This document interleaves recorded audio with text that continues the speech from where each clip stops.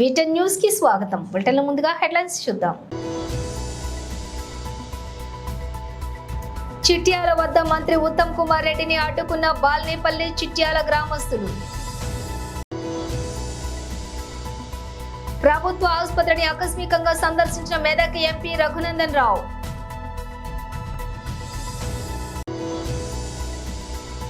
చిన్నారులతో ప్రధాని మోదీ మధుర క్షణాలు. ప్రధాని మోదీ కొండ చర్యలు విరిగిపడిన వాయనాడ్ కేరళ.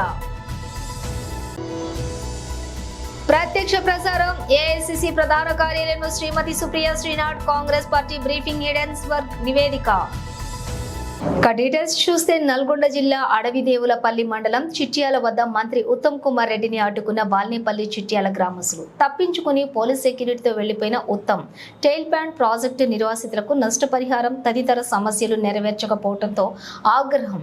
ఇళ్లలోకి పాములు తేళ్లు వస్తున్నాయంటూ కనీసం త్రాగునీరు కూడా అందించడం లేదని ఆవేదన వ్యక్తం చేసిన మహిళలు.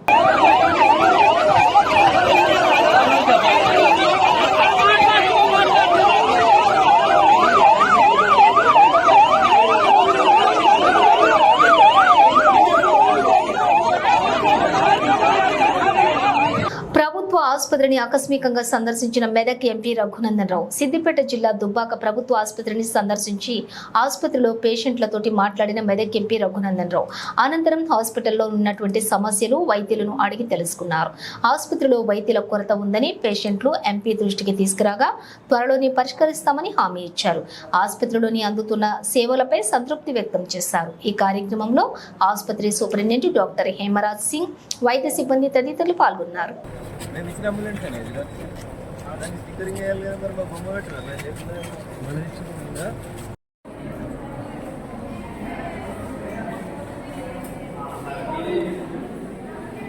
వినబడుతుంది అన్నమాట, వినబడుతుంది. ఓపికగా చూడదు పేషెంట్ల పేరు గరీబ్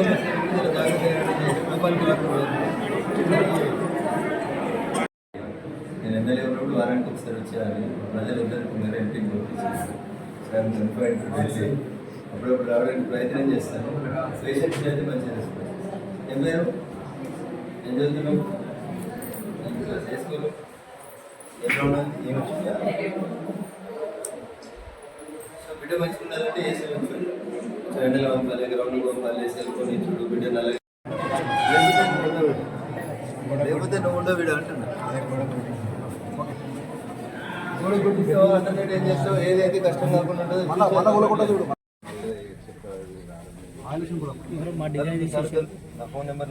నాలుగు సార్లు స్టిక్కర్ ఎక్కేసారు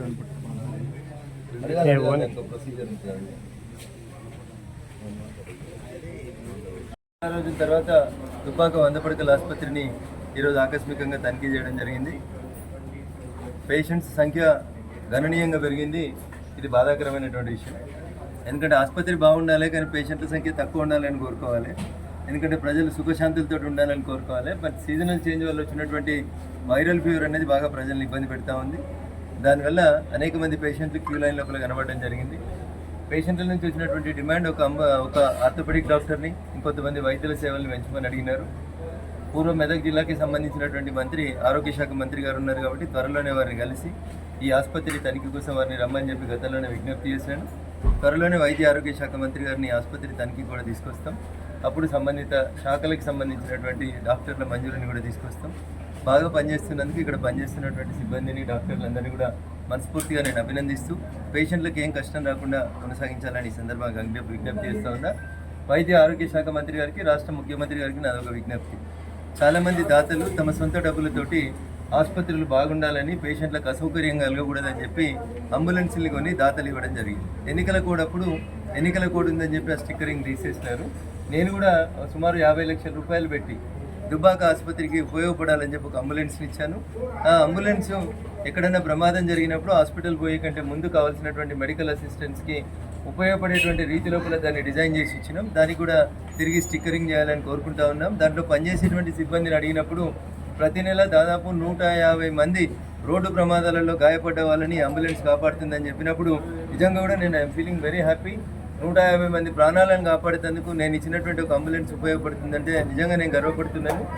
అవకాశం ఇస్తే భగవంతుడు శక్తిని ఇస్తే ఇంకా ఒకటో రెండో నా ఈ ఎంపీ టెన్యూర్ లోపల కూడా ఇంకా ఒకటి రెండు ఇట్లాంటి అంబులెన్స్లు ఇచ్చేందుకు ప్రయత్నం చేస్తాను. ఎమర్జెన్సీలో పేషెంట్లను కాపాడడానికి ఉపయోగపడాలని కోరుకుంటూ మాదొకటే విజ్ఞప్తి ప్రభుత్వంతో, మేము ఇచ్చినవని ప్రజలకు తెలియాలి కాబట్టి మా స్టిక్కరింగ్ కొత్త ముఖ్యమంత్రి గారి బొమ్మతో కలిపి వెంటనే చేయాలని చెప్పి రాష్ట్ర ప్రభుత్వాన్ని ఈ సందర్భంగా డిమాండ్ చేస్తాను. చిన్నారులతో ప్రధాని మోదీ మధుర క్షణాలు. ప్రధాని మోదీ కొండచిరీలు విరిగిపడిన వాయనాడు, కేరళ.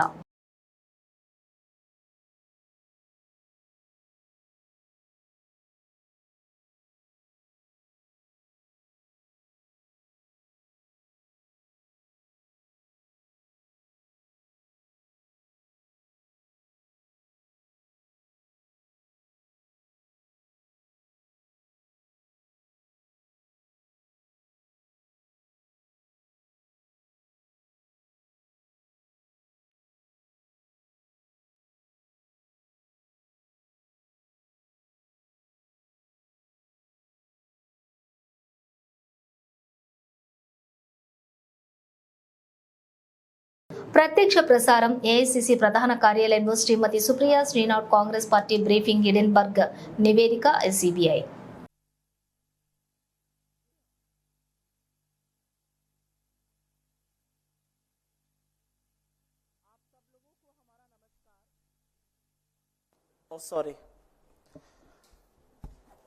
आप सब लोगों को हमारा नमस्कार।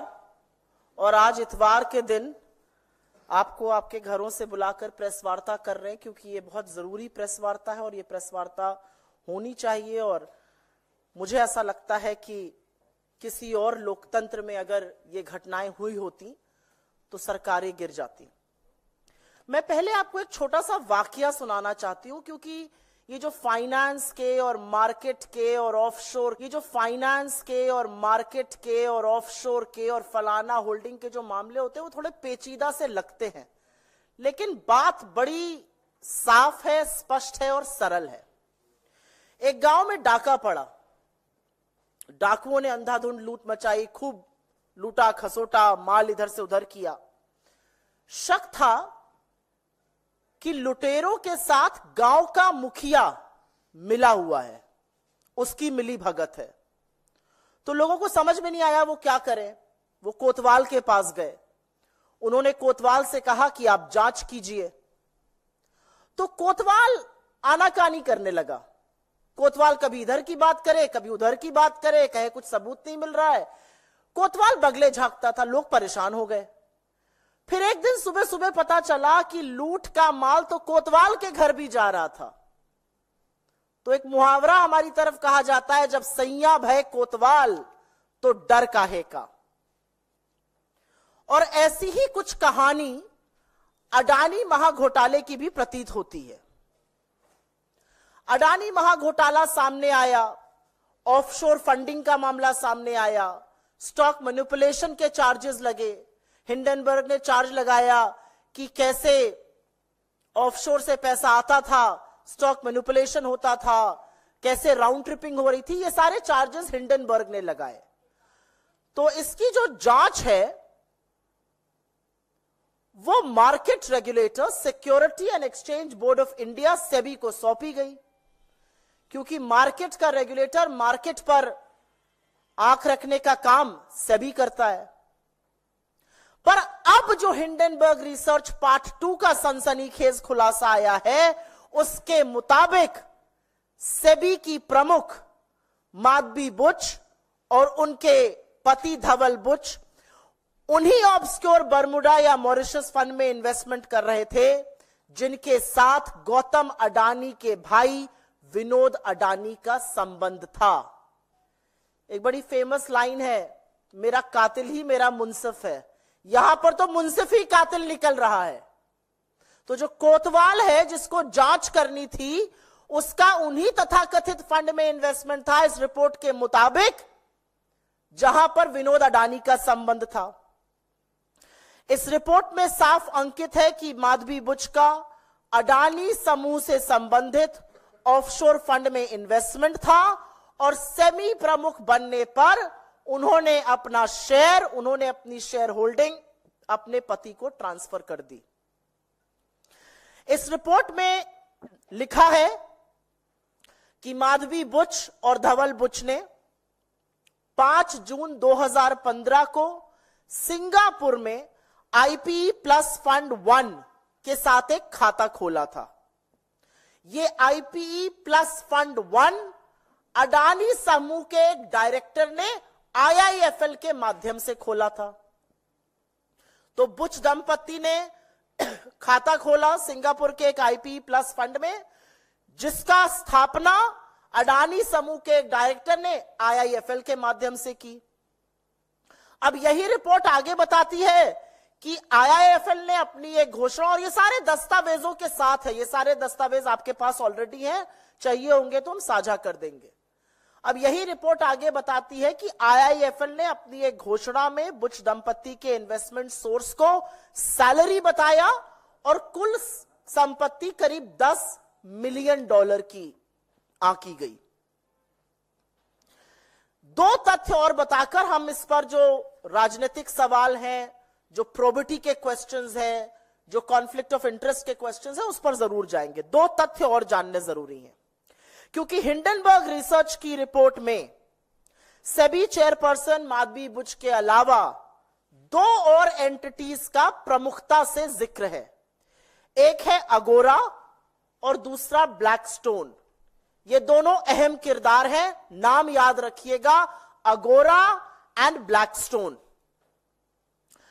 इस रिपोर्ट के अनुसार अप्रैल 2017 से लेकर मार्च 2022 सेबी प्रमुख बनने के टाइम तक माधवी बुच तब सेबी में होल टाइम मेंबर थी और उनके पास तब एक ऑफशोर सिंगापुरी कंसल्टिंग फर्म में 100% हिस्सेदारी थी। इस कंसल्टिंग फर्म का नाम अगोरा पार्टनर्स है। नाम याद रखिएगा, सिंगापुर बेस्ड कंसल्टिंग फर्म अगोरा पार्टनर्स, जिसका स्वामित्व माधवी बुच जी के पास था जब वो होल टाइम सेबी मेंबर थी, सेबी चेयरपर्सन बनने से पहले। जैसा कि मैंने आपको पहले बताया था, मार्च 2022 में सेबी चेयरपर्सन बनने पर उन्होंने अपनी शेयरधारिता अपने पति को ट्रांसफर कर दी। ये अगोरा की बात कर रही हूं मैं। रिपोर्ट आगे बताती है कि अगोरा पार्टनर्स जो है वो 2013 में सिंगापुर में रजिस्टर हुआ था और आज भी सेबी की चेयरपर्सन माधवी बुच जी वर्तमान में अगोरा एडवाइजर नाम की कंपनी में 99% की हिस्सेदार हैं। उनके पति इस कंपनी के डायरेक्टर हैं। कंसल्टिंग फर्म में वो 100% स्वामित्व था, उन्होंने अपने पति को ट्रांसफर कर दिया था। एडवाइजरी जो अगोरा एडवाइजरी के नाम से है उसमें 99% की हिस्सेदार है। यहां पर एक आंकड़ा बता रही हूं और यह जानना जरूरी है। हिंडनबर्ग रिसर्च की रिपोर्ट के मुताबिक 2022 में अगोरा ने $2,61,000 का रेवेन्यू कमाया था। यह उनकी कमाई थी, जो माधवी बुच जी जो सेबी की प्रमुख है उनके वेतन का करीब 4.5 गुना है। अगोरा की बात हो गई। अगोरा एक कंसल्टिंग फर्म था, वो कंसल्टिंग का बिजनेस करते हैं, उसमें माधवीपुरी बुच जी का स्वामित्व था। पति को ट्रांसफर हुआ, 4.5 गुना उनका रेवेन्यू $2,61,000 सिर्फ 2022 तक था। अब दूसरे अहम किरदार की बात कर लेते हैं और वो है ब्लैकस्टोन। एक रीट्स नाम की चीज होती है जो इन्वेस्टमेंट का प्लेटफॉर्म है। एक जैसे म्यूचुअल फंड होता है, पोर्टफोलियो मैनेजमेंट सर्विस होता है, वैसे ही एक रीट्स है, रियल एस्टेट इन्वेस्टमेंट ट्रस्ट। इसकी बहुत पैरवी आजकल सेबी करता है। माधवीपुरी बुच जी ने तो सार्वजनिक रूप से इसको अपना फेवरेट इन्वेस्टमेंट इंस्ट्रूमेंट भी बताया है, इन्वेस्टमेंट ऑफ द फ्यूचर भी बताया है। हिंडनबर्ग रिपोर्ट के मुताबिक सेबी चीफ पर उन्होंने ब्लैकस्टोन जैसी कंपनियों को रेगुलेटरी मतलब नियम कानून बनाकर फेवर देने के आरोप लगाए हैं। उनका कहना है कि सेबी चेयरपर्सन रहते हुए माधवीपुरी बुच जी के पति धवल बुच ब्लैकस्टोन के सीनियर एडवाइजर बन गए, वरिष्ठ सलाहकार वो नियुक्त हो गए ब्लैकस्टोन के, और ब्लैकस्टोन रीट्स का एक बड़ा प्लेयर है इंडिया में। एक बात यह भी बता दूं कि इनके पति इससे पहले रियल एस्टेट में कभी इन्वॉल्व नहीं थे, कैपिटल मार्केट्स में उनका इन्वॉल्वमेंट बहुत सीमित था। हिंडनबर्ग का आरोप है कि रेगुलेटरी बदलाव, नियम कानून ऐसे बदले गए जिससे कि सारा का सारा फायदा रीट्स को हो रहा था, और रीट्स में सबसे बड़ा प्लेयर ब्लैकस्टोन था, और ब्लैकस्टोन में माधवी बुच जी के पति धवल बुच जी सीनियर सलाहकार, वरिष्ठ एडवाइजर थे। जैसा कि मैंने कहा, वो रीट्स की बहुत बड़ी पक्षधर है। एक कॉन्फ्रेंस में उन्होंने रीट्स को फ्यूचर का फेवरेट प्रोडक्ट बताया था, निवेशकों को कहा था इस फ्यूचर के फेवरेट प्रोडक्ट को आप देखिए, ये बहुत कारगर है। हिंडनबर्ग का आरोप है कि क्या माधवीपुरी बुच जी ने ये सब कहते हुए ये जिक्र किया था कि उनके पति ब्लैकस्टोन से संबंधित है, जो रीट्स का सबसे बड़ा खिलाड़ी है। और एक बात आपकी जानकारी के लिए बता दूं, 2 दिन पहले जब सरसरी तौर पर यह चर्चा हो रही थी कि हिंडनबर्ग रिसर्च की एक और खुलासे वाली रिपोर्ट आने वाली है, ब्लैकस्टोन ने एक बड़ा कदम उठाया। उन्होंने नेक्सस सिलेक्ट ट्रस्ट में 33 करोड़ यूनिट 4,550 करोड़ में बेच दिए। आपदा से पहले ही यहां फायदा बनाया जा रहा था, सवाल यह भी उठेगा।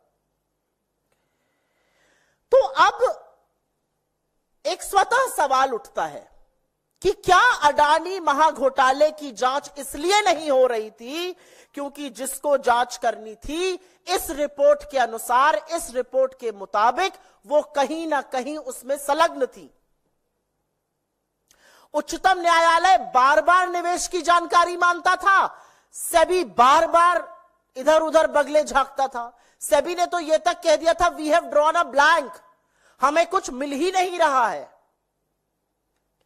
ये मिनिमम लेवल पर, at the absolute minimum level, ये पारदर्शिता के तार तार करता है।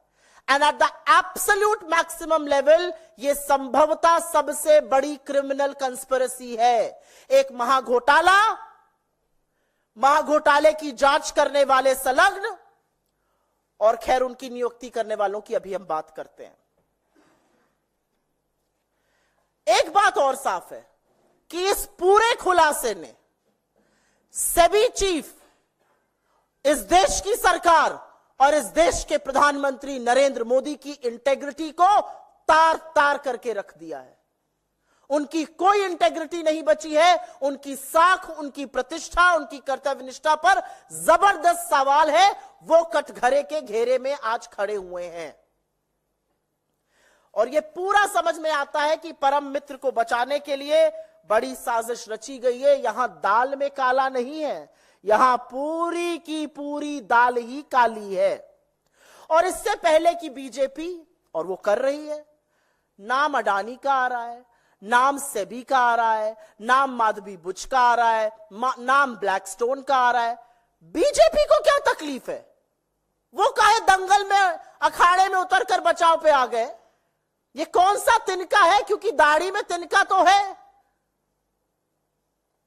और उसका खुलासा भी हम करेंगे। तो इससे पहले कि बीजेपी कहे कि हिंडनबर्ग रिसर्च जो है वो देश विरोधी है, वो अंतर्राष्ट्रीय साजिश रच रही है देश के खिलाफ, यहां पर बताना जरूरी है कि लोकतंत्र में सरकार को जवाबदेह बनाने के लिए, ईमानदार बनाने के लिए और सुनिश्चित करने के लिए कि देश के कानून का पालन हो, इसके लिए विपक्ष प्रतिबद्ध है। पिछले 10 सालों में इस देश के कानून अप्रत्याशित तरीके से देश के दलितों पर, आदिवासियों पर, पिछड़ों पर, माइनॉरिटीज पर, ऑपोजिशन पर लगे हैं, लेकिन धन्ना सेठों पर, रसूख वाले लोगों पर, सत्ताधीशों पर इन कानून का कोई इंपैक्ट नहीं है, कोई इफेक्ट नहीं है। और इसलिए कुछ बहुत जरूरी सवाल है। सवाल सबसे पहले सेबी चीफ माधवी बुच जी से है। पहला सवाल यह है कि क्या आपने 2015 में ग्लोबल डेवलपमेंट अपॉर्चुनिटी फंड का हिस्सा बनकर IPE+ फंड 1 में निवेश किया था, जो गौतम अडानी के भाई विनोद अडानी से भी संबंधित है। दूसरा सवाल, जब आप सेबी की पूर्णकालिक सदस्य थी तो क्या आपने आईपीई प्लस में अपने निवेश को, अपनी शेयर होल्डिंग को सेबी के सामने उसका खुलासा किया था, उसका डिस्क्लोजर किया था या नहीं किया था? क्या आप यह बता पाएंगी कि अडानी एंटरप्राइजेज और उनके पूर्व निर्देशक Anil Ahuja IPE plus fund से किस तरह से संबंधित थे? उन्होंने आईआईएफएल के साथ इस फंड की स्थापना कैसे की थी?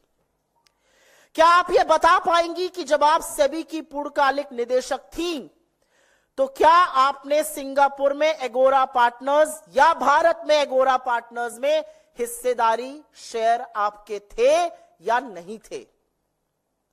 क्या आपने इसका डिस्क्लोजर सेबी को किया था? क्या आपने इस शेयर होल्डिंग के माध्यम से पैसा कमाया है? क्या आपकी रेवेन्यू स्ट्रीम आई है? किन संस्थाओं ने इस कंसल्टिंग फर्म एगोरा को बिजनेस दिया? क्या आप ये बता सकती हैं? क्योंकि एक वक्त में आपके पास पूरा इसका स्वामित्व था रिपोर्ट के अनुसार। क्या आपने 2022 में एगोरा में अपना स्वामित्व, अपनी शेयर होल्डिंग अपने पति को ट्रांसफर की थी जैसा कि यह रिपोर्ट कह रही है? वो कौन सी संस्थाएं हैं जो आज भी एगोरा को कंसल्टिंग फर्म, कंसल्टिंग का बिजनेस दे रही हैं? वो भारत की कौन सी कंपनीज हैं? क्योंकि सेबी चीफ रहते हुए यह डिस्क्लोजर करना भी जरूरी है। నాగర్ కర్నూలు జిల్లాలో నైట్ హౌస్ బ్రేకింగ్ దొంగతనాలను ఛేదించిన అచ్చంపేట పోలీసులు నిందితుల వివరాలు వెల్లడించిన జిల్లా ఎస్పీ శ్రీ రఘునాథ్ వైభవ్ గైక్వాడ్. వివరాల్లోకి వెళితే గత కొన్ని నెలలుగా అచ్చంపేట మరియు కల్వకుర్తి పట్టణ పరిధిలో నైట్ హౌస్ బ్రేకింగ్ దొంగతనాలకు పాల్పడుతున్న ఇద్దరు దొంగలను గుర్తించి అరెస్ట్ చేసిన అచ్చంపేట పోలీసులు సుమారు 6:30 గంటలకు అచ్చంపేట సీఏ జి రవీందర్ మరియు అచ్చంపేట ఎస్ఐ రాములు అందుబాటులో ఉన్న సిబ్బందితో కలిసి అచ్చంపేట పట్టణంలో గల అగ్రికల్చర్ మార్కెట్ యార్డ్ లో ఆకస్మిక తనిఖీలు చేయడం జరిగింది. అనుమానాస్పదంగా ఉన్నటువంటి ఇద్దరు వ్యక్తులను విచారించగా గత కొన్ని నెలలుగా పట్టణ పరిధిలోని నైట్ హౌస్ బ్రేకింగ్ దొంగతనాలకు పాల్పడుతున్నారని మేమే అని కూడా నేరస్తులు ఒప్పుకోవడం జరిగింది. అచ్చంపేట పట్టణంలోని 5 కేసులు మరియు కల్వకుర్తి పట్టణంలో 4 కేసుల్లో నిందితులుగా ఉన్నారు. మొత్తం పోయిన సొమ్ము చూసుకున్నట్లయితే ప్రాపర్టీ రికవరీ అచ్చంపేట పిఎస్ మొత్తం 5 కేసులు బంగారు అపహరణలు 37 గ్రాములు, 17 గ్రాముల వెండి అపహరణలు, 200 గ్రాములు. వయసు 30 ఇయర్ వయసు, వాళ్ళు కోకోనట్ బిజినెస్ చేస్తున్నారు అది మన అమరావతి ఏరియాలో. అండ్ సెకండ్ యాక్యూజ్ మల్లా శివ, వాళ్ళు కూడా 30 ఇయర్స్ వయసు, వాళ్ళు కూలీ పని చేస్తున్నారు. ఈ ఇద్దరు కలిసి మన అచ్చంపేట ఏరియాలో ఆల్మోస్ట్ 5 దొంగతనం చేశారు. మరియు కాలుపుటి ప్రాంతంలో కూడా 4 దొంగతనం కేసులు చేశారు. ఈ దాంట్లో 3 grave offenses and 6 non-grave offenses ఉన్నాయి. ఈ మొత్తం కేసెస్ ఇది రీసెంట్ గా లాస్ట్ 2 months కింద ఇక్కడ మన దగ్గర ఈ బుక్ అయింది. ఈ మొత్తం కేసెస్ లో ఈరోజు మన Achampet police total 84.3 grams gold items, 1470 grams silver items and 1 lakh cash recover అయింది. సో ఈరోజు ఈ ఇద్దరు యాక్టివ్లో మన ఆడిట్ చేసి జ్యుడిషియల్ రిమాండ్కు పంపించేస్తున్నాము. మరియు తర్వాత పోలీస్ కస్టడీ తీసుకొని ఫర్దర్ ఇన్వెస్టిగేషన్ కూడా చేస్తాము. ఈ ఇన్వెస్టిగేషన్ మళ్ళీ కొన్ని ప్రాపర్టీ రికవరీ అవకాశం ఉంది. ఈ ఇద్దరు యాక్టివ్స్ అది రీసెంట్గా మన దగ్గర ఇక్కడ దొంగతనం చేశారు. బట్ ఇంతకుముందు వాళ్ళు ప్రీవియస్ హిస్టరీ, వాళ్ళు చైల్డ్హుడ్ ఫ్రెండ్స్, ఇద్దరు చైల్డ్హుడ్ ఫ్రెండ్స్ అండ్ చాలా డేస్ నుంచి వాళ్ళు ఆల్మోస్ట్ 2012-2024 వరకు వాళ్ళు మన డిస్ట్రిక్ట్ అవతల చాలా మంది ఆఫీస్ కూడా చేశారు. Mainly Meerpet, Saroor Nagar, Vanasthalipuram and police station లిమిట్లో వాళ్ళు ఇంతకుముందు ఆల్మోస్ట్ 10 కేసులు ఇన్వాల్వ్మెంట్ కూడా ఉంది. ప్రీవియస్గా వాళ్ళు అరెస్ట్ చేసి జైలుకు కూడా చేయడం జరిగింది. సో జైలు బయటకి వచ్చిన తర్వాత మళ్ళీ మన ప్రాంతంలో వాడు ఆల్మోస్ట్ 9 కేసెస్ చేశారు. సో ఈ మొత్తం గ్యాంగ్లో పట్టుకోవడం కోసం మన డిఎస్పీ అచ్చంపేట ఆధ్వర్యంలో, సీనియర్ ఆధ్వర్యంలో ఒక టీం, స్పెషల్ టీం ఫామ్ ఏర్పాటు చేశాము. ఈ టీంలో Ravindra CI Achampet, Shankar CCS CI మరియు M Ramulu SI Achampet, M Janardhan Reddy ASI, B Venkateswarlu head constable, Anil Kumar Goud PC, P Mallesh PC, Laxman home guard, వాళ్ళతో పాటు ఇంకా కొంతమంది మన పోలీస్ ఆఫీసర్ ఇన్వాల్వ్ అయింది. మన నాగర్కర్నూలు పోలీస్ డిస్ట్రిక్ట్ నుంచి వాళ్ళకి నేను కాంగ్రాచులేషన్ చెప్తాను. ఒక మంచి డిటెక్షన్ మన దగ్గరికి అయింది. సో రీసెంట్గా ఏదైనా మన ప్రాపర్టీ ఆఫీస్లో ఇప్పుడు చాలా సక్సెస్ఫుల్గా మన డిస్ట్రిక్ట్ పోలీస్ అరేంజ్ చేస్తున్నాము. బట్ తర్వాత మన పోలీస్ నుంచి కూడా జనరల్ పబ్లిక్లో రిక్వెస్ట్, మీరు మ్యాక్సిమం ఇది ఆఫీస్ హెచ్బివై నైట్, హెచ్బివై డే టైంలో ఈ టైంలో జరుగుతుంది. సో వాళ్ళు ఆఫెండర్స్ మెయిన్లీ ఈ లాక్ హౌస్లో టార్గెట్ చేస్తున్నారు. సో వెనెవర్ అది మన జనరల్ పబ్లిక్ లాంగ్ హాలిడేస్లో పోతున్నారు, తర్వాత డైలీ ఆఫీస్లో పోతున్నారు హౌస్ లాక్ చేసి, అప్పుడే కొంచెం జాగ్రత్త ఉండాలి. మీ ప్రీషియస్ ప్రాపర్టీ, మీ క్యాష్ చాలా ఎక్కువ ఉంది ఇంటర్వ్యూ పెట్టవద్దు. మీరు ఖచ్చితంగా అది సేఫ్గా బ్యాంక్ లాకర్లో పెట్టాలి. తర్వాత మీరు లాంగ్ హాలిడేలో పోయే టైంలో ఖచ్చితంగా మీ ట్రస్టెడ్ పర్సన్ నేబర్కి వాళ్ళకి కంపల్సరీ చెప్పాలి. అండ్ ఆసుపత్రిలో వైద్య సిబ్బందికి రక్షణ కల్పించాలని డిమాండ్ చేస్తూ పెద్దపల్లి జిల్లా గోదావరి ఖని ప్రభుత్వ వైద్యశాలలో వైద్యులు నల్ల బ్యాడ్జీలతో నిరసన తెలిపారు. ఇటీవల కోల్కతా ఆసుపత్రి మహిళా డాక్టర్పై అత్యాచారం చేయడం పట్ల ఆందోళన వ్యక్తం చేశారు. ప్రజల ప్రాణాలను కాపాడుతున్న తమకు రక్షణ కల్పించాలని డిమాండ్ చేశారు. అదేవిధంగా డాక్టర్పై అఘాయిత్యానికి పాల్పడిన వారిని కఠినంగా శిక్షించాలని డిమాండ్ చేశారు.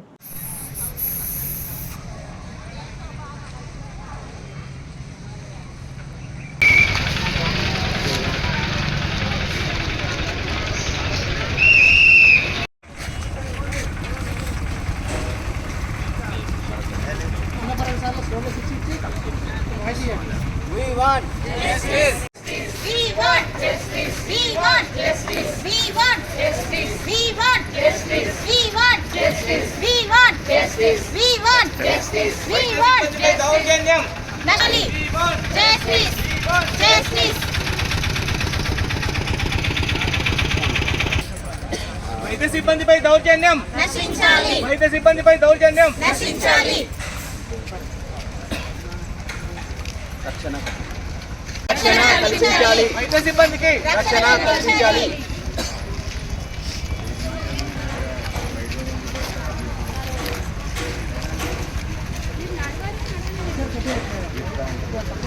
కొంచెం ఇంటరండి. నశించాలి. We want justice. We want justice.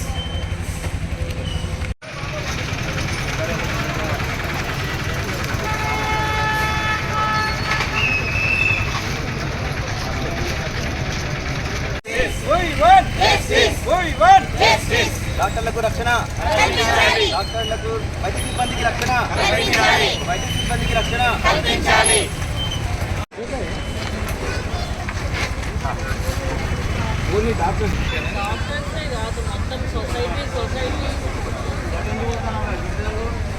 మేము Telangana teaching government doctors association Ramagundam తరపున ఈరోజు నల్ల బ్యాడ్జీలతో మా హాస్పిటల్లో ప్రొటెస్ట్ చేస్తున్నాము. శుక్రవారం అర్ధరాత్రి డ్యూటీలో ఉన్న ఒక ఫిమేల్ డాక్టర్ని కోల్కతాలో హాస్పిటల్లో డ్యూటీ చేస్తున్న సమయంలో షిఫ్ట్ అయిపోయి నైట్ షిఫ్ట్కి రెస్ట్కి పోయి సెమినార్ రూమ్లో పడుకుంటే ఆమె మీద దౌర్జన్యంగా రేప్ చేసి చంపడం జరిగింది. సో ఇది దేశం మొత్తం ఈరోజు ఖండిస్తున్నాము. ఆమె డ్యూటీ చేసి ఒక సపరేట్ ఫీమేల్ డాక్టర్స్ రూమ్ అనేది లేక, సెక్యూరిటీ అనేది కరెక్ట్గా లేక అలాంటి దుస్థితి జరగడం అనేది మేము ఖండిస్తున్నాము. చాలా బాధాకరంగా ఉంది. అండ్ ఇలాంటివి మళ్ళీ ఎప్పుడు జరగకుండా మేము మా అసోసియేషన్ తరపున అలాగే గవర్నమెంట్ కూడా అన్ని విధాలుగా చర్యలు తీసుకోవాలని చెప్పేసి మేము కోరుకుంటున్నాము. సపరేట్ డాక్టర్స్ రూమ్స్ ఉండాలి, సెక్యూరిటీ ఉండాలి, సీసీటీవీ సర్వేలెన్స్ ఉండాలి, అలాగే ఇంటర్నల్ సెక్యూరిటీ అవుట్పోస్ట్ వాళ్ళు అండ్ మధ్యలో సూపర్వైజింగ్ చేయాలి. డ్యూటీ రూమ్లో ఇప్పుడు సంబంధించిన అన్ని ఐసీయూస్ దగ్గర, వార్డ్స్ దగ్గర కూడా కంపల్సరీ కంటిన్యూస్ మానిటరింగ్ సిస్టమ్ అనేది ఉండాలి. సో ఈ విషయమై మన తెలంగాణలో మన గవర్నమెంట్ హాస్పిటల్స్లో అన్ని చోట్ల ఎటువంటి ఏ మెడికల్ ఫెసిలిటీలో అయినా ఇలాంటి పరిస్థితి మళ్ళీ రాకుండా ఉండడానికి గవర్నమెంట్ అండ్ మేము ప్రయత్నించాలి. బులెటిన్ ముగించే ముందు హెడ్లైన్స్ మరోసారి. చిట్యాల వద్ద మంత్రి ఉత్తమ్ కుమార్ రెడ్డిని అడ్డుకున్న బాల్నేపల్లి చిట్యాల గ్రామస్తులు. ప్రభుత్వ ఆసుపత్రిని ఆకస్మికంగా సందర్శించిన మెదక్ ఎంపీ రఘునందన్ రావు.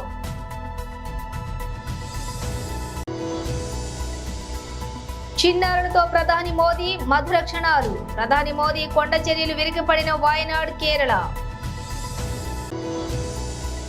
ప్రత్యక్ష ప్రసారం ఏఐసిసి ప్రధాన కార్యాలయంలో Shrimati Supriya Shrinath Congress party briefing Hindenburg నివేదిక. ఇవి బులెటిన్ డీటెయిల్స్.